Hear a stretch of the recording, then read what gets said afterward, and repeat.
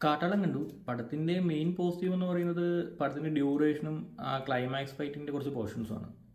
അത് മാറ്റി നിർത്തി കഴിഞ്ഞ് കഴിഞ്ഞാൽ കാട്ടാളൻ ഭയങ്കര ഒരു മോശം അനുഭവമാണ് എനിക്ക് സമ്മാനിച്ചത്. എടുത്തു പറയത്തേക്ക് ഒന്നും ഈ പടത്തിലില്ല. ഭയങ്കര മോശം ഫസ്റ്റ് ഹാഫാണ്. അത് വെച്ച് നോക്കുമ്പോൾ സെക്കൻഡ് ഹാഫ് പിന്നെയും കണ്ടിരിക്കാൻ പറ്റുന്ന ഒരു ലെവലിലുണ്ട്. പടത്തിൻ്റെ മെയിൻ പ്രശ്നം അതിൻ്റെ കഥ തന്നെയാണ്. കഥ എന്ന് പറയാനൊന്നുമില്ല, നമ്മുടെ സലാറും KGF കൂടെ മിക്സപ്പ് ചെയ്തൊരു കഥ.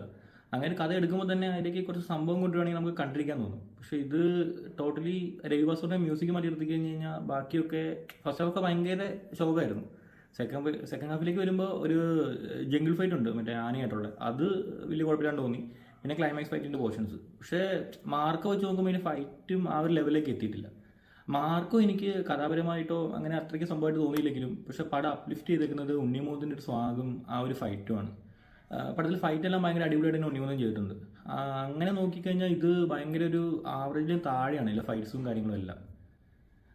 ഇതിൽ കൂടുതലൊന്നും എനിക്ക് പടത്തെ പറ്റി പറയാനില്ല. ഭയങ്കര ഒരു മോശം അനുഭവം തന്നെയായിരുന്നു ഈ പടം സമ്മാനിച്ചത്. കുറേയൊക്കെ പ്രതീക്ഷയായിരുന്നു പോയത്, പക്ഷെ അതിനെ പറ്റി ഒന്നുമില്ല.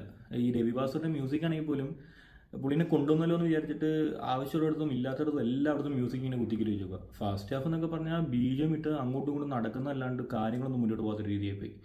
ഇൻ്റർവെല്ലാണ് പിന്നെ ഒരു പടം ഓണായത്. അപ്പോൾ വിചാരിച്ചു സെക്കൻഡ് ഹാഫ് എന്തെങ്കിലും കാണുന്നു. പക്ഷേ സെക്കൻഡ് ഹാഫും ഭയങ്കര ക്ലീശയായിട്ടാണ് ഇപ്പോൾ പടം പോകുന്നത്. അത് നമ്മുടെ സലാറിലെ ആ ഒരു ദേവിയുടെ അവിടുത്തെ ഒരു ഫൈറ്റ് ആക്കില്ല, അതേപോലത്തെ സാധനമൊക്കെ ഒപ്പിച്ചു വെച്ചിട്ടുണ്ട്.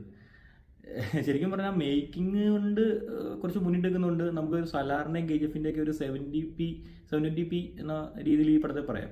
അതിൽ കവിഞ്ഞൊന്നും ഈ പടത്തെ പറ്റി പറയാനില്ല. പിന്നെ ഭയങ്കര സന്തോഷം തോന്നിയൊരു കാര്യം, നമ്മുടെ ഒരു കൂട്ടുകാരൻ ഈ പടത്തിൽ അഭിനയിച്ചിട്ടുണ്ട്. അവൻ്റെ സീൻസ് കട്ട് ചെയ്യാണ്ട് തന്നെ ഈ പടത്തിൽ ഉൾപ്പെടുത്തിയിട്ടുണ്ട്. അതെനിക്ക് ഭയങ്കര സന്തോഷം തന്നു.